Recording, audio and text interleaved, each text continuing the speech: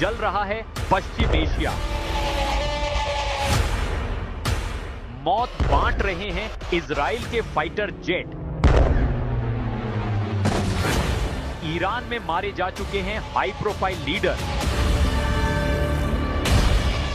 फिर ईरान के युद्ध से पीछे क्यों हटे अमेरिका के सबसे खतरनाक बैटल ग्रुप? भूमध्य सागर पर बैकफुट पर पहुंचा फोर्ड कैरियर। हॉर्मुज से दूर भागा Lincoln carrier. 2 battle group, double दहशत। ईरान का जवाबी पलटवार, इजराइल का लगातार करारा वार।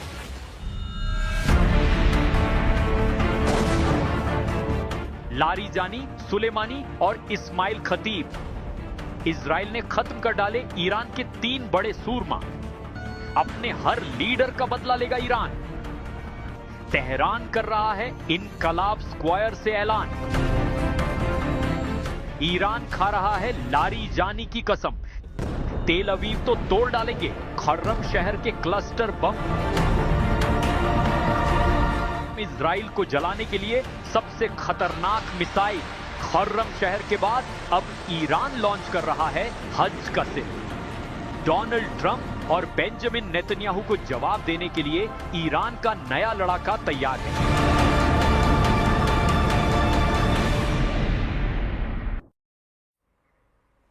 ईरान का बदला बर्निंग गल्फ। नमस्कार, आपके साथ मैं हूं सबीना तामंग देशमुख। शुरुआत करते हैं नॉन स्टॉप महाकवरेज महायुद्ध को लेकर तेहरान से, जहां पर तेहरान ने खाड़ी के सबसे घातक हमले की धमकी दे दी है। ईरान ने सऊदी अरब, कतर, यूएई में तेल डिपो को खाली करने को कह दिया है। और देखिए, ईरान के विदेश मंत्री अब्बास अरागची ने साफ लफ्जों में कह दिया है, ये लहजा है साफ, जलते गल्फ के लिए सिर्फ और सिर्फ अमेरिका जिम्मेदार है। और उधर ईरान के ड्रोन यूएई, सऊदी अरब, कतर और कुवैत में फिर इंटरसेप्ट हुए हैं।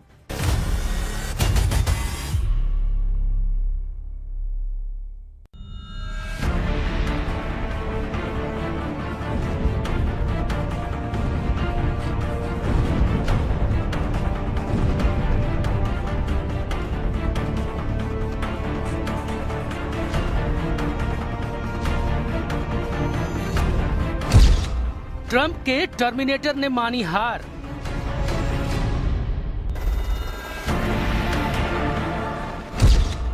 बैकफुट पर अमेरिका का सुपर जहाज।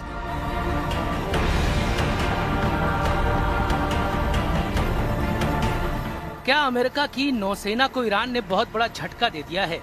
यूएसएस जेराल्ड फोर्ड और अब्राहम लिंकन ये वो जहाज हैं जिन्हें दुनिया अजेय मानती है, लेकिन सैटेलाइट इमेज में ये दोनों युद्धपोत पीछे हटते दिखे। क्या ये जहाज ईरान के तट से सैकड़ों किलोमीटर दूर हो गए हैं? क्या ये अमेरिकी ताकत का अंत है या डर का इजहार?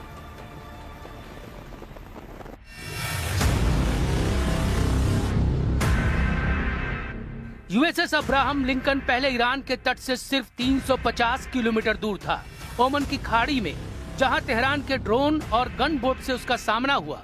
तो क्या यूएसएस अब्राहम लिंकन अब 1100 किलोमीटर दूर ओमान के सलाला पोर्ट के पास छिप गया है? उधर यूएसएस जेराल्ड फोर्ड भी लाल सागर के जद्दाह पोर्ट के पास शिफ्ट हो गया है।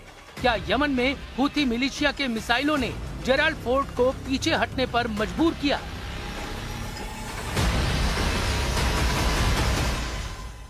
ईरान ने दावा किया कि बैलिस्टिक मिसाइल और ड्रोन अटैक ने अमेरिकी युद्धपोत यूएसएस अब्राहम लिंकन को पीछे हटने पर मजबूर किया। हालांकि अमेरिका ने इस दावों को खारिज कर दिया।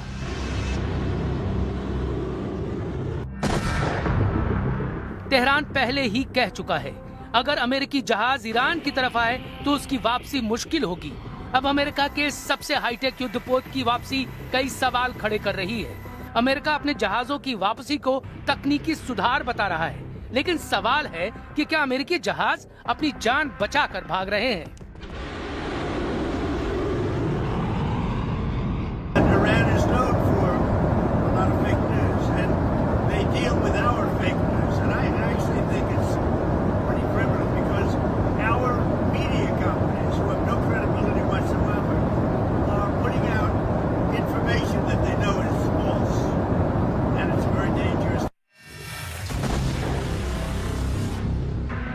जंग के मैदान में ईरान अमेरिका और इजराइल के खिलाफ जबरदस्त पलटवार कर रहा है। तेहरान की कम दूरी की मिसाइलों ने खाड़ी में अमेरिकी ठिकानों को बुरी तरह से तबाह किया है। तो क्या यही वजह है कि ट्रंप के डिस्ट्रॉयर जहाज इन मिसाइलों की रेंज से दूरी बना रहे हैं? क्या ईरान के सस्ते ड्रोन और एंटी शिप मिसाइलों ने अमेरिकी युद्धपोत को समंदर में शांत रहने पर मजबूर कर दिया है?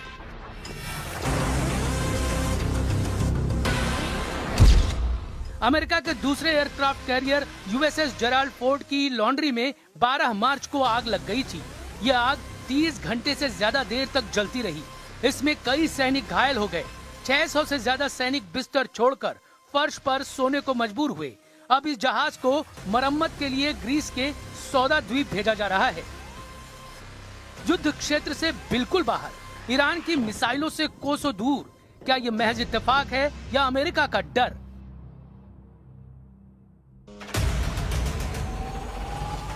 अमेरिका ने इसे जंग की बाहर की घटना बताया है, लेकिन जहाज में जिस वक्त आग लगी वो कुछ और इशारा कर रही है, क्योंकि ईरान ने पहले ही यूएसएस फोर्ड को अपना टारगेट बता दिया था। अब दुनिया देख रही है और सवाल पूछ रही है कि क्या सुपर पावर झुक रहा है या समझदारी दिखा रहा है।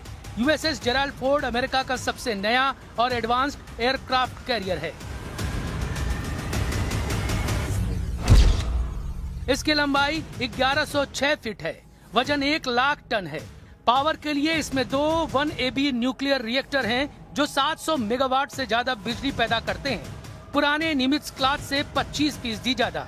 इसकी रफ्तार 30 नॉट से ज्यादा है। इसमें F-35C, FA-18 जैसे 75 से ज्यादा एयरक्राफ्ट हैं, जबकि यूएसएस अब्राहम लिंकन की लंबाई 1092 फीट है। इसका वजन 1,04,000 टन है। पावर के लिए इसमें 2 A4W न्यूक्लियर रिएक्टर हैं जो 2,60,000 शॉफ्ट हॉर्स पावर देते हैं, जो लगभग 194 मेगावाट के बराबर है। इसकी भी रफ्तार 3 नॉट से ज्यादा है। इस पर 80 से ज्यादा एयरक्राफ्ट हैं।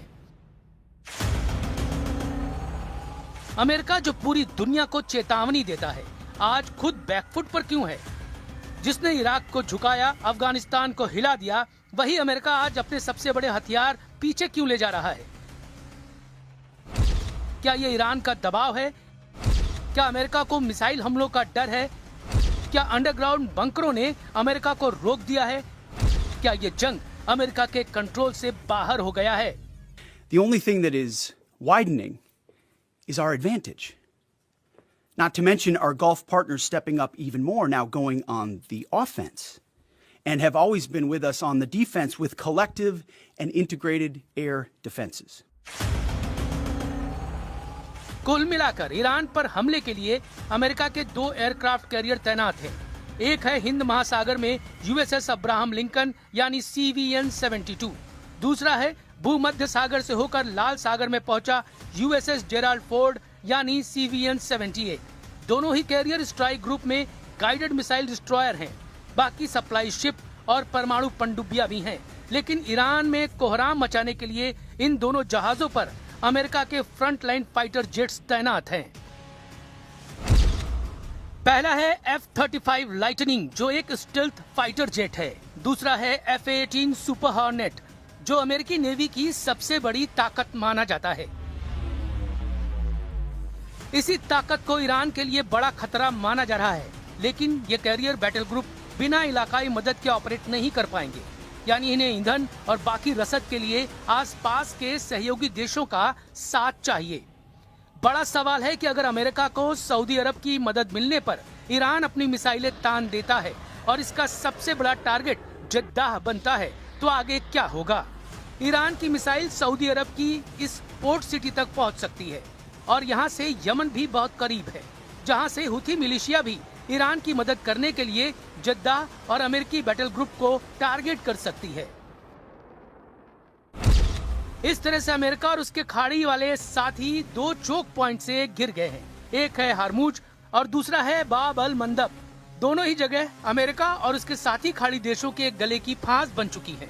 हार्मुज पर ईरान का पहरा है और बाब अल मंदब भी दूसरा चोकिंग पॉइंट बनने जा रहा है। ईरान का युद्ध लंबा चलने वाला है। ईरान की सेना अब यह युद्ध ट्रंप और नेतन्याहू को पूरी तरह से थकाने के लिए लड़ रही है और इसमें उसकी खतरनाक मिसाइल सबसे बड़ी भूमिका अदा कर रही है। अभी तक ईरान ने कौन कौन सी मिसाइलों से इजराइल पर अटैक किया है, ये भी देखिए। ईरान की मिसाइल खुर्रम शहर, रेंज 2000 से 3000 किलोमीटर तक। शहाब 3 बैलिस्टिक मिसाइल, रेंज 1600 से 2000 किलोमीटर तक। Sejjil ballistic missile, range 2000 kilometre. Ghadir missile और इमाद मिसाइल दोनों की रेंज 1800 किलोमीटर। लेकिन सवाल है कि समंदर का सबसे ताकतवर खिलाड़ी आज खामोश क्यों है? जो जहाज हमला करते थे आज बचाव में क्यों है? क्या ये वापसी है या बड़े हमले की तैयारी? यूएसएस फोर्ड और यूएसएस लिंकन का पीछे हटना एक साधारण सैन्य फैसला भी हो सकता है, लेकिन दुनिया के लिए ये एक बड़ा संकेत है।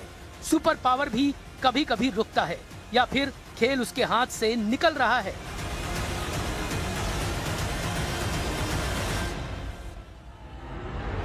समंदर की सतह पर जो दिख रहा है वो कहानी का सिर्फ एक हिस्सा है। असली खेल अब दूरी, रेंज और टाइमिंग का है, जहां हर कदम सोचा समझा है और हर चुप्पी अपने आप में एक रणनीति। ताकत सिर्फ आगे बढ़ने में नहीं होती, कभी कभी सही वक्त पर रुक जाना भी सबसे बड़ा दांव होता है। लेकिन इस बार दांव बहुत बड़ा है। एक तरफ ईरान का बढ़ता दबाव, दूसरी तरफ अमेरिका की साख। अब सवाल ये नहीं कि जहाज कहाँ है, सवाल ये है कि अगला वार कौन करेगा और कब, क्योंकि अगला कदम सिर्फ जंग की दिशा नहीं, दुनिया की तस्वीर भी तय करेगा। और देखिए, ईरान के अटैक के बाद तेल अवीव में भारी तबाही सामने आई है। तेल अवीव में कई बस्तियां मलबे में दब चुकी है। ये ईरान का वो अटैक है जिसमें तेल अवीव में कई बस्तियां देखिए इस वक्त मलबे में दबी हुई हैं। ये तबाही का वो मंजर सामने आ रहा है। महायुद्ध के 20 दिन यहां पर हो चुके हैं। आज महायुद्ध का 20वां दिन है और देख लीजिए इन 20 दिनों में किस तरह से युद्ध के मैदान से वो खौफनाक तबाही से जुड़ी तस्वीरें सामने आ रही हैं, जहां पर ईरान का पलटवार भी बेहद खौफनाक तरीके से तबाही मचा रहा है।